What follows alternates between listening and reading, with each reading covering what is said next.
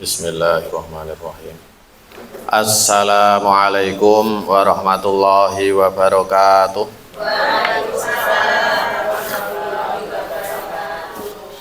Alhamdulillah, alhamdulillahi rabbil alamin. Asyhadu an la ilaha illallah wa asyhadu anna Muhammadan abduhu wa rasuluh. Allahumma sholli wa sallim ala sayyidina Muhammad wa ala alihi wa ashabihi ajma'in, amma ba'du. Para rawuh, bapak-bapak, ibu-ibu ingkang dimuliakan Allah Subhanahu wa taala. Segala puji bagi Allah yang telah memberikan kepada kita begitu banyak kenikmatan sehingga kita semua saged makembal manunggal ing sonten punika untuk bersama-sama satu inggih punika thalabul ilmi. Kaping kalihipun inggih punika zikrullah, mengingat Allah, mengingat janji-janjine Allah, mengingat ancaman-ancamanipun Allah Subhanahu wa taala. Kemudian yang ketiga, niat silaturahim, istilahipun pados pesugihan. Nggih to. Tinimbang pesugihan tuyul dadak nyusoni, nggih to. Ketimbang pesugihan babi ngepet dadak njaga lilin, nggih paling penak pesugihan silaturahim. Lah omongi dukun dipercaya kok omongi Nabi Muhammad sallallahu alaihi wasallam mboten dipercaya. Nabi Muhammad sallallahu alaihi wasallam nate ngendikan, man ahabba, sapa wonge pengin, sapa wonge seneng, ayyub satolahu fi rizqihi, dilapangke rezekine, diluaske rezekine, diakai rezekine. Man ahabba ayyub satolahu fi rizqihi wa yunsa'alahu fi atharihi, dan dipanjangkan umure, fal yasil rahimahu, maka hendaklah dia menyambung paseduluran. Dikandani dukun bayar berjuta-juta terus kon nang gunung kemukus, kon ngono kon ngene dilakoni kersane sugih, percaya banget karo dukune. Lah kok karo sabdane Kanjeng Nabi Muhammad sallallahu alaihi wasallam ora percaya, niku namine wong sing kuwalik, wong sing boten gadah iman utawi imane dereng sempurna. Lah mula niku panjenengan sedaya salah satune niatipun mriki panjenengan niati dingge pados pesugihan, ning pesugihan ingkang halal, pesugihan ingkang disyariatke Gusti Allah lewat sabdane Kanjeng Nabi Muhammad sallallahu alaihi wasallam. Mula nek bar niki rezekine dadi lancar. Biasane 5.000 mung iso dienggo tuku cilok, kok saiki 5.000 iso dienggo macem-macem umpamane. Utawa rezekine dados lancar, usahane lancar, duwite dados berkah, maka itu insya Allah mergo berkahe silaturahim. Ngoten. Lah kok bar melu pengajian bar silaturahim kalih kanca kancane kok malah cupet rezekine, lah mungkin lepas silaturahim niku rada salah carane mbok menawi utawa nyat Gusti Allah nembe nguji kita sedaya. Kowe percaya ora karo sabda nabiku, barang siapa sing silaturahim bakal diluaske rezekine, percaya apa ora? Coba tak tundane. Iki bar silaturahim malah dirasake rodok rezekine malah rodok seret. Wah, agak sedina rong dina terus langsung kehilangan kepercayaan, langsung kehilangan istilah iman, putus asa kepada Allah dan kepada Nabi Muhammad sallallahu alaihi wasallam. Jarene nek silaturahim dadi akeh duwite, dadi sugih. Lah kok wis sedina rong dina tak tunggu-tunggu aku ora sugih-sugih. Lah niku adalah ujian dari Allah Subhanahu wa taala. Maka yang dinamakan orang yang beriman itu adalah orang sing tidak berhenti percaya, terus menerus percaya. Mungkin hari ini belum, ya mungkin besoknya. Kalau besoknya belum, mungkin minggu depan. Minggu di depan belum, mungkin bulan depan. Bulan depan kok belum, mungkin tahun depan. Lah kalau tahun depan masih belum, mungkin nanti bar mati. Ngunduhe bar mati. Pilih pundi? Diunduh bar mati apa diunduh teng donya? Loro-loro nih, ya wis ngono kuwi menungso niku sifate menungso nggih kula kalih jenengan pengene nggih donya sugih mblegedhu ning akhirat dhuwur dhewe, kadange ngoten niku nggih. Manusiawi mubaleke ya padha pengene. Ning nek ternyata Gusti Allah le nekdirke ora apa-apa, kowe tak takdir miskin ning donya kaya banyak sahabat. Kaya nabiku urip Nabi Muhammad sallallahu alaihi wasallam di akhir hidupnya malah keadaannya nggih miskin istilahnya. Tetapi teng akhirat nggih dhuwur dhewe surgane. Nah niku. Kemudian selanjutnya kula matur nuwun sangat dhumateng panjenengan sedaya sampun rawuh teng majelis punika. Salah satunya panjenengan mangertosi bilih karawuhan panjenengan niki adalah sebuah jihad panjenengan, sebuah usaha panjenengan. Soale tenggri ya enten sing luweh ganteng ya, utawa enten sing luweh enak untuk dilakoni. Lah kok panjenengan malah rawuh teng mriki nguri-nguri majelis taklim sebagai promosi Islam, sebagai syiar Islam, ampun ngantos candi niki terkenal maksiate, tetapi candi niki kudu terkenal wong-wong sing ibadah, wong-wong sing pengajian, wong-wong sing kental Islame, wong-wong sing soleh lan solihah. Sehingga kebaikan-kebaikan itu nggih menyebar sebagaimana keburukan-keburukan nggih menyebar. Kalau kita saling menjadi orang baik, maka niku samping-samping awake dhewe niki nggih dados wong-wong apik. Dan itu harus disiarkan, harus dipromosikan bahwa neng candi iki wong-wonge wong-wong soleh solihah. Amin. Jangan sampai sing terkenal neng candi iki wong-wong sing ramutu-ramutu. Kados teng viral niko satu dua daerah turine sarang mafia. Utawa nek daerah iki mboten kula sebut, nek sebut mungkin ndak pripun. Daerah niku sarange copet utawa sarange pencuri mobil dan lain sebagainya.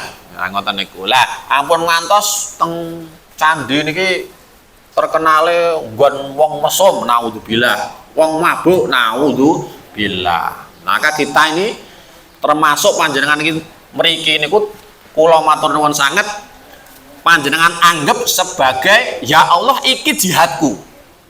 Aku mboten saged perang, Gusti, mboten saged ngalahke wong kafir, mboten saged pripun-pripun ya saged kula niki melu ngramakke majelis taklim kersane Islam niki tumbuh berkembang di candi sehingga wong-wong candi niku kuat-kuat imane. Ngoten lho nggih.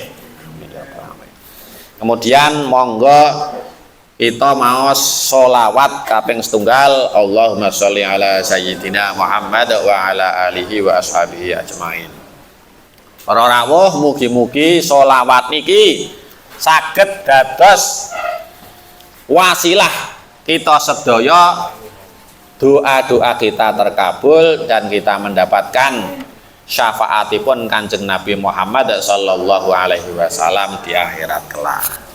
Monggo kita lanjutaken sampai surat Yusuf ayat 23. A'udzubillahi minasyaitonir rajim. Bismillahirrahmanirrahim. Wa rawadathu allati huwa fi baitiha an nafsihi wa ghallaqatil abwaba wa qalat haytalak. Qala ma'adallahi innahu rabbi ahsana mathwaya innahu la yuflihudz zalimun. Wa rawadathu allati huwa fi baitiha an nafsihi. Wa sampun ngetos artosipun wa dan wa. Rawadathu itu dari beberapa. Rawadat itu artinya membujuk bisa, merayu bisa. Siapa yang merayu di kata ini itu bisa ditandai, tandanya adalah huruf tak sukun. Rawadat ada tak sukunnya. Rawadat tak sukun. Kalau rawadat berarti yang menggoda adalah perempuan. Kalau yang menggoda laki-laki itu nggak pakai tak sukun di atas itu. Jadi rawada kok. Itu kalau yang menggoda, membujuk adalah laki-laki. Satu laki-laki dia.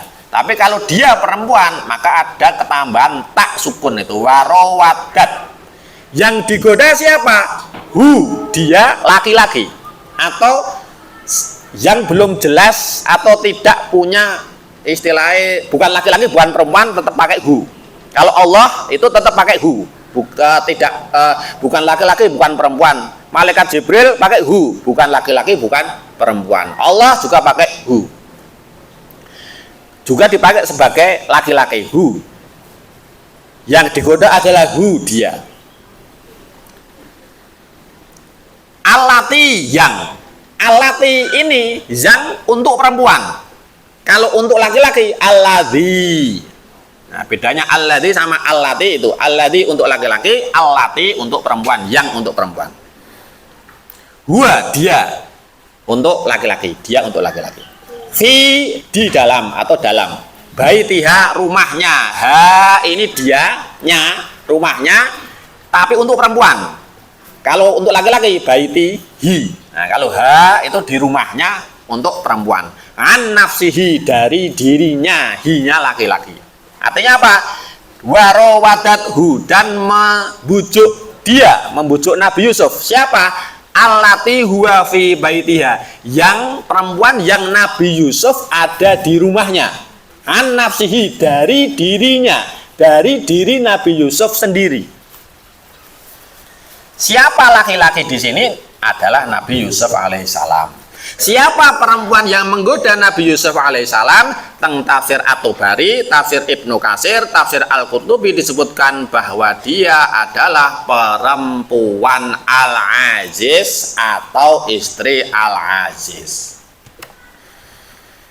Istri Al-Aziz di dalam Al-Quran disebut Imra'atul Aziz, perempuan si Aziz, sang Aziz, perempuan Al-Aziz. Al-Quran ini menggunakan kata imro'ah itu untuk menunjukkan bahwa di dalam hubungan suami istri mereka itu rodok rapati cocok. Jadi enten Imra'atu Nuh, perempuannya Nabi Nuh, itu menunjukkan ada ketidakcocokan, yaitu istrinya Nabi Nuh itu kafir. Kemudian Imra'atu Lut, istrinya Nabi Lut, itu menunjukkan bahwa istrinya Nabi Lut itu pengkhianat. Dia ngasih tahu kalau ada wong-wong ganteng, ternyata malaikat itu yang disembunyikan Nabi Lut di rumahnya. Kemudian Imra'atu Fir'aun, perempuannya Fir'aun, itu menunjukkan bahwa istrinya Fir'aun itu Islam, beriman, Fir'aunnya kafir. Jadi hubungan mereka itu bukan hubungan pasangan, tapi hubungan suami istri, tetapi ada renggangnya.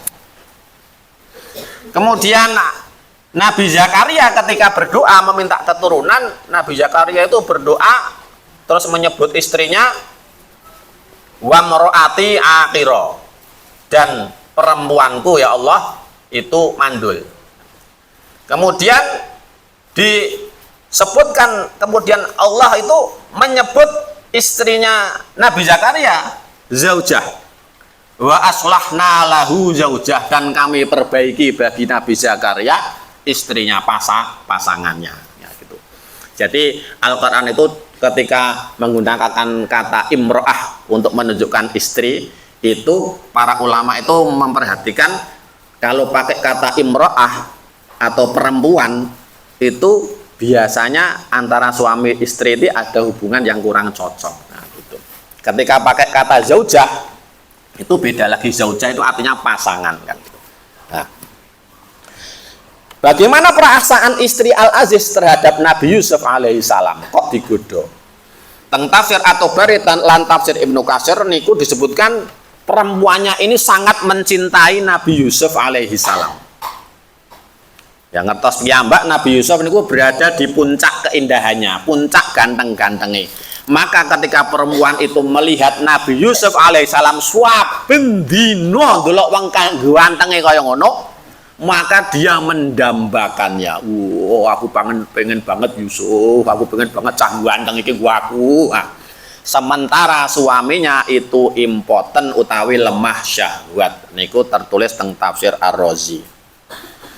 Lah teng mriki niku kula dados mikir-mikir, seandainya Nabi Yusuf sing gantenge kaya ngono urip sakniki terus bertamu teng griya kula, oh niki bojo kula ora tak entuki metu. Arep nyuguh wedang wis rasah metu, Bu, rasah metu. Wah, kula mesti kan wedi nek bojo kula nganti metu, terus delok Nabi Yusuf niku kan kepencut kan mestine. Kepencut. Bahaya kan kata. Selama ini kan bojo kula niku nganggep kula ganteng. Ya ta, Bu? Mesti kula dianggap ganteng. Nek kuwi gara-gara dereng delok Nabi Yusuf to. Lah nek nganti delok Nabi Yusuf alaihissalam, mesti kan langsung nganggep kula elek mesti. Ah, kowe kira nek apa-apa di karo Nabi Yusuf ya. Lah kok kawine ora wae. Lah terus nek Nabi Yusuf alaihissalam nyuwun nginep teng griya kula. Saya tak nginep ya. Pokoknya Nabi Yusuf ngoten niku nggih mesti kula tolak. Pokoknya aja nganti ketemu, Bu. Bojoku resikone ya gede lah. Resikonya besar. Nggih kula yakin nggih. Bapak-bapak kula yakin nggih melakukan hal yang sama nggih, Pak nggih. Nggih mboten. Pak Mail Nabi Yusuf ditemokke bojone ta mboten? Resiko nggih Pak ditemokke. Resiko besar. Jadi awake dhewe bapak-bapak niki ketika ketemu Nabi Yusuf niku mesti langsung rendah diri. Saking Nabi Yusuf alaihissalam niku ganteng banget, kita pasti langsung rendah diri, masih langsung ngerasa kebanting. Terus kaya ora ono hargane di hadapan istri. Nah, Nabi Yusuf teko niku wong wedok-wedok do motong-motong tangane. Lah niku mamanan busuk teko anu langsung do ngruduk Nabi Yusuf ae dhewe niku wis mung dadi kaya bak sampah, Pak. Wis kaya wis ora dianggep blas ya. Nah, kaya obat nyamuk. Jadi kula ki Mbak, saya berani ngaku ganteng. Kula kan berkali-kali nang majelis taklim ngaku ganteng. Sebab musuh kula kan bandingan kula kan bapak-bapak niki sing pun tuwa-tuwa niki dadi kula wani ngaku ganteng. Nek bapak-bapak niki tesih nom-nom, kula nggih mungkin wedi minder enggak. Istilahnya nom-nomane Pak Mail kan sterek gede, ganteng ngoten Pak. OPM barang kok. Jadi kalau di sini ada Nabi Yusuf, mesti kan kula mboten wani ngaku ganteng. Kula wani ngaku ganteng mesti dirupak-rupake kali ibu-ibu, rupamu Pak, mbok ngoco Pak, iki enek sing luwih ganteng.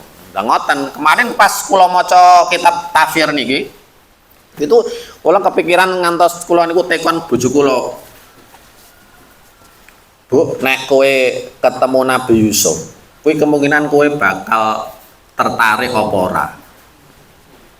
Terus jawabnya pripun jawab bojo kula niku? Ya siapa sih ya yang nggak mau jadi istrinya Nabi Yusuf? Kula niku nganti jeles dadaku bagai tertusuk sembilu.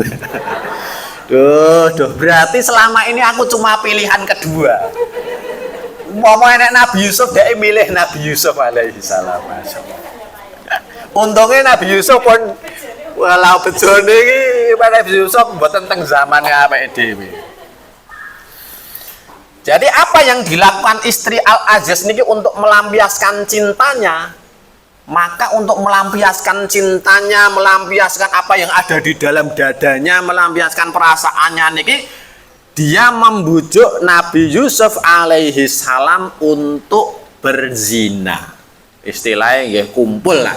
Kalau ngomongnya kumpul ngoten mawon nggih. Istilahnya jenengan ngertos ya Mbak maksudnya, tidak sekedar pegangan tangan atau ciuman atau berpelukan saja, tetapi sampai zina yang betul-betul zina. Niku teng tafsir At-Tabari, teng tafsir Ar-Razi, teng tafsir Al-Qurtubi. Jadi kan ini membujuknya apa? Membujuk apa? Maka ini ditafsirkan membujuknya untuk berzina dan betul-betul zina. Tidak sekedar mong ayo linggih karo aku ngobrol-ngobrol mboten ngoten, tapi sampai berzina betulan. Dibujuk, dirayu. Neng jenenge wong ngerayu kan ngoten niku nggih. Yusuf rene ya. Ada apa nyonya? Kan nyonyanya kan, sayidahnya, tuannya. Apa istilahnya Nabi Yusuf itu kan istilahnya budak lah, budak. Kan tidak diangkat anak akhirnya dianggap budak. Ada apa nyonya? Duduk dekat saya, aku mau ngobrol sama kamu. Paling kan kayak itu.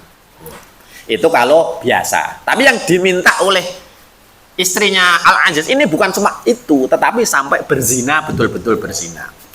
Dan dibujuknya itu berulang-ulang kali. Ini teng tafsir Ibnu Katsir disebut Ibnu Asyur, tafsir Ibnu Asyur disebutkan bahwa Nabi Yusuf niku le dibujuk itu sampai berkali-kali. Dan waktu itu Nabi Yusuf alaihissalam selalu berkali-kali menolak. Nah, terus teng Al-Quran itu tidak secara langsung mengatakan bahwa istri Al-Aziz itu membujuk untuk berzina, tetapi membujuk Nabi Yusuf dari dirinya. Nah, maksudnya pripun? Maksudipun Nabi Yusuf niku wong soleh, wong sing apik, wong sing jaga moral sehingga si istri Al-Aziz ini betul-betul pengen mengambil atau membujuk Nabi Yusuf alaihi salam agar keluar dari dirinya yang soleh ini. Jadi membujuk dari dirinya yang soleh dibawa ke tempat yang tidak soleh. Kalau Nabi Yusuf ini sudah berada di keadaan dia tidak soleh, maka dia bisa diajak berbuat keji, ya, berbuat yang fahsya, sehingga bisa diajak berzina. Tetapi ternyata Nabi Yusuf alaihi salam tetap bertahan di kesolehannya dan tidak bisa ditarik oleh perempuan itu dari dirinya atau dari kesolehannya. Jadi bisa dikatakan istri Al-Aziz ini adalah seorang penampan. Penampan, penggoda Nabi tampan. Penampan, penggoda Nabi tampan. Istri Al-Aziz juga seorang peraga, penggoda Rasul ganteng. Yang dilakukan oleh istri Al-Aziz ini adalah perbuatan keji, ngajak wong zina, itu keji. Namun para hadirin yang dimuliakan Allah Subhanahu wa taala, apakah kita pantas menghina istri Al-Aziz ini dan merasa kita lebih baik darinya? Apakah pantas atau jangan-jangan kita lebih buruk bila berada di situasi itu? Dengan bertahun-tahun tahunan saben dina ndelok wong ganteng sak pole teng griyane jenengan niku pripun? Jadi umpamane tiba-tiba suatu hari suaminya panjenengan ujuk-ujuk nggawa mulih Pak Mail iki nggawa mulih nang omahe pemuda sing 1000 kali luwih ganteng daripada Pak Mail. Terus dikenalke bojone, "Bu, iki openi ya, openi." Mbok menawa sok ben bermanfaat bagi kita.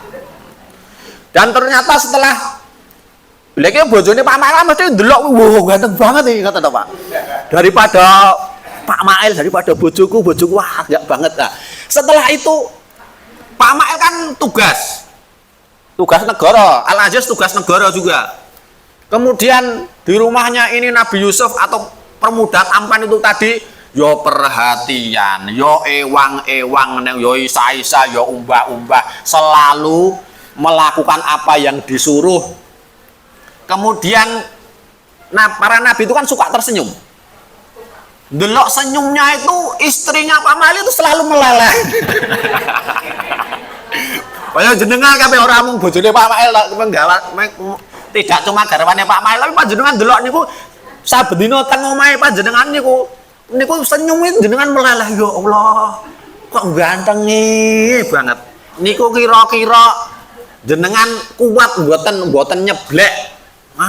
Nyeblek ngene iki tok to. Niku kira-kira kuat mboten? Kuat. Lagi sampingan ning kene iki terus dia senyum. Alah sop ngene masa ya kuat mboten?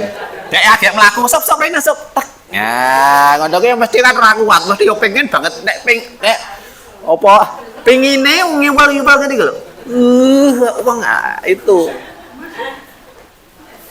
Itu kira-kira kuat mboten untuk suami tidak ada tugas negara bersama laki-laki yang sangat tampan di rumah. Jenengan kira-kira kuat mboten untuk tidak ngajak. Begitu juga bapak-bapak diwalik, istrinya tiba-tiba pulang ke rumah bawa perempuan cantik bae menol yang 1000 kali lebih cantik daripada istrinya. Umpamane bojo kula sing wis ayune kaya ngene, kemudian umure kan 40 umure.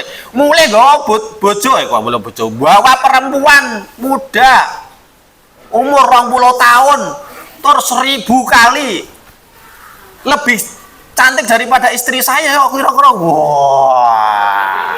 Terus bojoku, ya aku tak tugas apa blonjo terus kono perempuannya itu nang ngarep kula mung senyum kula nggih tak peke bojo loro ya. Wah. Apakah saya bisa menahan perasaan itu kan itu? Pripun? Walah. Jadi istri Al-Aziz ini sudah menahan perasaannya itu lama sampai akhirnya dia merayu si Nabi Yusuf alaihi salam. Maka alhamdulillah kita tidak diuji Allah dengan ujian yang seperti itu. Tetapi tugas kita juga adalah mari kita menutup rapat-rapat pintu syahwat. Menutup rapat pintu syahwat, yaitu mata kita. Jadi perempuan Al-Aziz itu mulai senang Nabi Yusuf kan gara-gara melihat kegantengannya Nabi Yusuf alaihi salam. Maka bagi kita ini itu cara agar tidak tertarik kepencut wong lanang liya utawa kepencut wong wedok liya, inggih menjaga pintu syahwat agar tidak melihat kepada yang haram. Cukup lihat kepada yang halal. Dan itulah yang kula lakukan sebagai mubaligh. Kula sebagai mubaligh ya punya tugas untuk memberi teladan. Maka kula niku nggih sing kula pentelengi saben dina niku nggih bojo kula. Nek ibu-ibu niki mboten kula pentelengi jujur. Kula mboten nek jenengan napa delok utawa titeni, kula niku mboten delok jenengan niku tenanan. Jadi tidak melihat itu sampai istilahnya apa Pak? Namatke lho, ora namatke. Kula ndelok niku mboten namatke. Sekilas saja. Kemudian nek panjenengan di luar ketemu kula di luar mboten ngeten iki, mboten ceramah ngeten iki, mesti kula mung senyum-senyum tok. Nek iso pengen ndang lunga daripada dari ibu-ibu niki. Padahal ibu-ibu nek ketemu kula wis rada Pak Topik, kadang ngoten niku. Gua nang ngono Pak, ngono digoda-goda niku kula mung hehehe. Terus kula ndang mlaku ngono. Soale napa niku kula njaga pandangan. Nek kula namatke jenengan wedine ndak kepencut, Bu.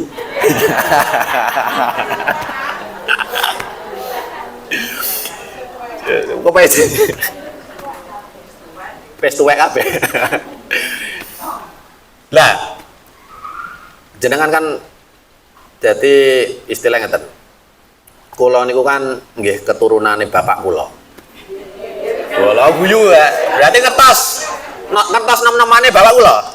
Wah, gantenge sakpole kan.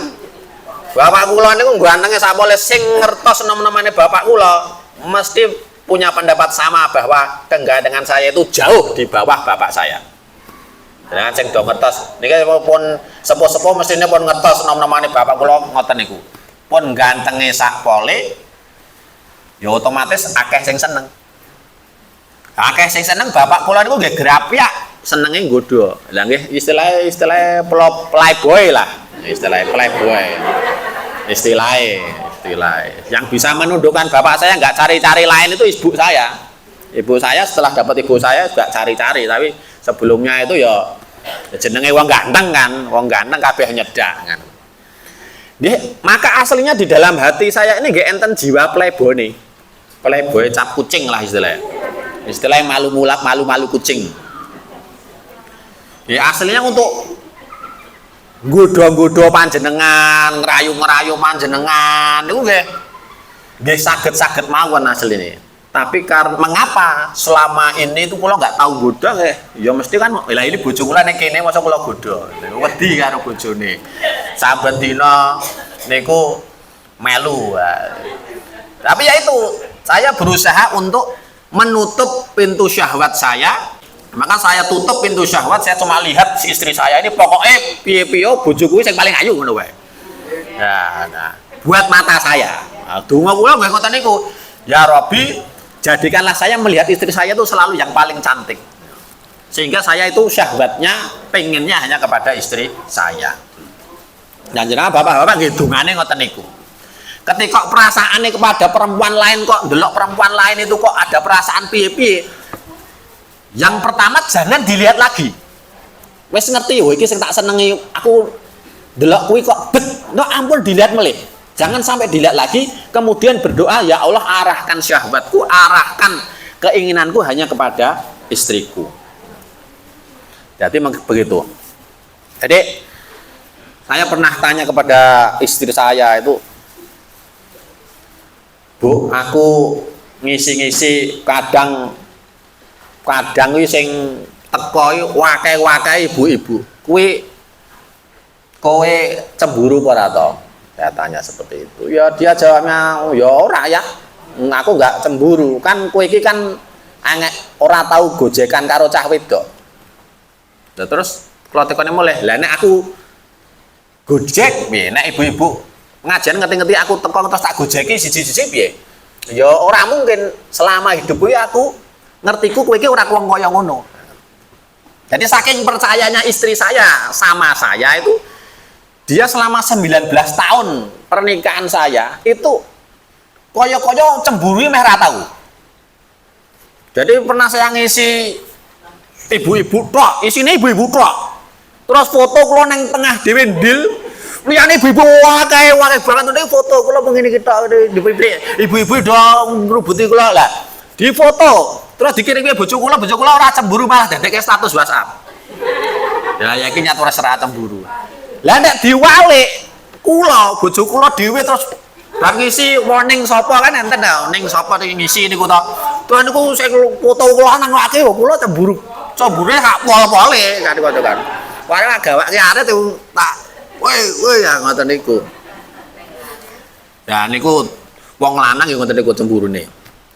Itu pertama, mengapa kula niku ghadul basar atau menjaga pandangan adalah karena perintah Allah Subhanahu wa taala agar manusia itu menjaga pandangannya. Kemudian alasan kedua nggih, saya menjaga pandangan iki kersane boten enten kabar miring, umpama naudzubillah enten kabar miring ngerti ora? Mubaleke candi kayak iki cabul. Aja nganti kaya ngono. Dadi kula niku mboten godho-godho ibu-ibu niki teko tak godho gimana kabarnya kayak gitu itu agar jangan sampai ada kesan mubaleke candi kuwi wong cabul. Lah sekarang niki dunia pesantren ini nembe goyang. Dunia para ustadz nembe goyang karena sudah ada beberapa kali kasus yang diviralke tentang kiai sing cabul mencabuli santrinya, ustadz mencabuli santrinya. Padahal mung siji loro akhire mubalek kiai kados-kados kula ngeten iki nggih dicurigai entuk eleke. Dek wingi enten kanca kula nganti gojeki kula, "Kowe ustadz?" Heeh. Terus kasar yo jane canda saking cedhakene yo nganyelke kok. "Kowe wis nyabuli wong wedok pira?" Gara-gara viral ini itu terus digojeki aku kula ya cedak sama dia. Lah wis cangkemmu wis rusak wis jan. Hanya gara-gara 1-2 orang yang melakukan kejahatan itu sampai itu dibuat mainan, dibuat candaan agar kayak gitu itu kalau pas teng status ngoten niku saya delok kan enten komen-komen itu kan, komen-komen itu jahat-jahat semua. Memang pesantren itu isinya orang-orang cabul, memang ustadz itu kayak gitu, hanya kedua agama saja. Ya Allah, itu komen loh, jahat-jahat sekali. Oh aku kok dianggap cabul, aku dianggap mesum, kan aku tidak begitu, paling tidak begitu. Ya semuanya jadi kena, orang-orang yang baik jadi kena. Maka tugas kita sebagai orang Islam juga itu agar jangan sampai orang Islam itu terkenal eleke, maka kita perlu menjaga akhlak-akhlak Islam. Sehingga kita sebagai jamaah majelis taklim itu perlu menjaga akhlak kita di hadapan orang-orang yang belum datang ke sini. Sehingga terkenale jamaah majelis taklim al-ma'mur kuwi soleh-solehah yo, apik-apik yo, karo tangga apik. Bar karo bar melu pengajian teng kono kuwi wis ora tau ghibah, wis ora tau ngece tanggane, wis ora tau ngutang, wis ora tau ngutang ora dibayar dan lan sapiturute. Jadi perlu kita jaga akhlak kita. Hadirin yang dimuliakan Allah Subhanahu wa taala, apa faedah Allah Subhanahu wa taala nyebut perempuan ini sebagai menyebut bahwa rumah perempuan ini ditinggali Nabi Yusuf alaihissalam. Jadi di ayat ini kan warawadatuhul lati huwa fi baitiha. Dan perempuan yang Nabi Yusuf tinggal di dalamnya itu menggodanya. Jadi disebutkan identitas perempuan ini adalah sebagai perempuan yang Nabi Yusuf tinggal di rumahnya. Itu untuk menunjukkan bahwa posisi ini Nabi Yusuf alaihissalam ini mboten penak. Posisi Nabi Yusuf alaihissalam ini lemah untuk menahan rayuan perempuan ini. Kenapa? Karena Nabi Yusuf di situ numpang, wis kasih makan sana, pakaian dikasih pakaian sana, kan wis istilahnya numpang janjan numpang pang. Terus digodhong ngoten niku kan wis rapenake sak pole. Arep aku emoh yo piye nek tak turuti yo piye. Jika kita di posisi Nabi Yusuf, bapak-bapak kali kula niki kira. Umpama kula itu numpang neng omahe wong wedok zaman nom-noman terus wong wedoke iki wayu ya an. Terus bojone ya lunga wae, kula teng mriku wis numpang, wis dikeki maem, wis dikeki pakaian segala macam, wis dipenak-penake. Terus diajak ngoten niku ya mungkin malah nek ra iman ya dadeke alasan, dijadikan alasan. Lah piye? Aku numpang ning omahe kok mosok ora tak turuti. Malah ngoten niku malah didadekke alasan. Aku sandangku dicukupi, manganku dicukupi. Terus omah aku diwehi, mosok dijak ngono aku moh. Kan apalagi dia cantik, kan yo eman-eman kan. Nah, itu wong yang tidak punya iman tentu saja. Jadi hidup menumpang niku kan nggih mboten bebas, apalagi kalau tidak cuma menumpang tetapi kita juga dibiayai. Itu tidak enaknya. Maka penolakan Nabi Yusuf alaihissalam terhadap ajakan ini itu menunjukkan kesabaran beliau dalam menahan diri dari maksiat. Wes keadaane numpang dibiayai segala macam, kemudian dirayu-rayu berkali-kali dan perempuannya itu juga cantik sekali, semampai, putih, lembut. Maka ini menandakan bahwa imannya Nabi Yusuf alaihissalam niku sangat kuat. Kemudian ada pertanyaan begini, apakah bujukan itu dilakukan sebelum Nabi Yusuf diangkat jadi nabi atau sebelum diangkat? Sesudah atau sebelum? Itu ada pertanyaan di situ di kalangan ahli tafsir. Pas Nabi Yusuf muda itu, kemudian dirayu-rayu oleh perempuan Al-Aziz, itu keadaannya Nabi Yusuf itu jadi nabi apa durung? Maka ada yang menjawab belum. Ada yang menjawab belum. Kemudian ada yang menjawab sudah. Karena yang menjawab sudah itu berargumen bahwa ayat yang sebelumnya, ayat 22, walamma balagha asuddahu, dan ketika Nabi Yusuf sampai pada waktu dia ganteng-gantengnya puncak kekuatannya, atainahu hukma wa ilma, Allah subhanahu wa ta'ala memberikan kepadanya hikmah dan ilmu. Yang dimaksud adalah kenabian itu dilakukan ketika Nabi Yusuf itu agak muda, umur 18, umur 20, umur 23, wis didadekke nabi, dadekke rasul. Tetapi ada yang mengatakan tidak, ayat 22 itu walaupun dikatakan sebelum ayat 23, tetapi aslinya itu kejadiannya itu setelah ayat 23. Kaya diwalik nonton ceritane.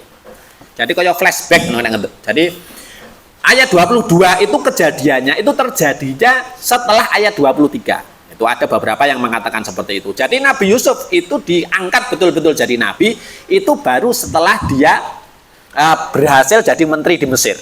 Nah, waktu itu dia jadi nabi. Nah, itu ada perbedaan pendapat di antara para ulama tafsir itu. Ada yang mengatakan sudah jadi nabi, ada yang mengatakan sebelum jadi nabi.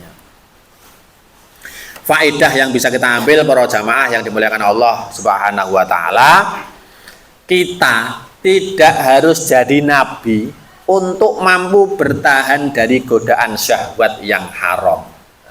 Jadi kita tidak harus jadi nabi untuk bisa menahan godaan syahwat.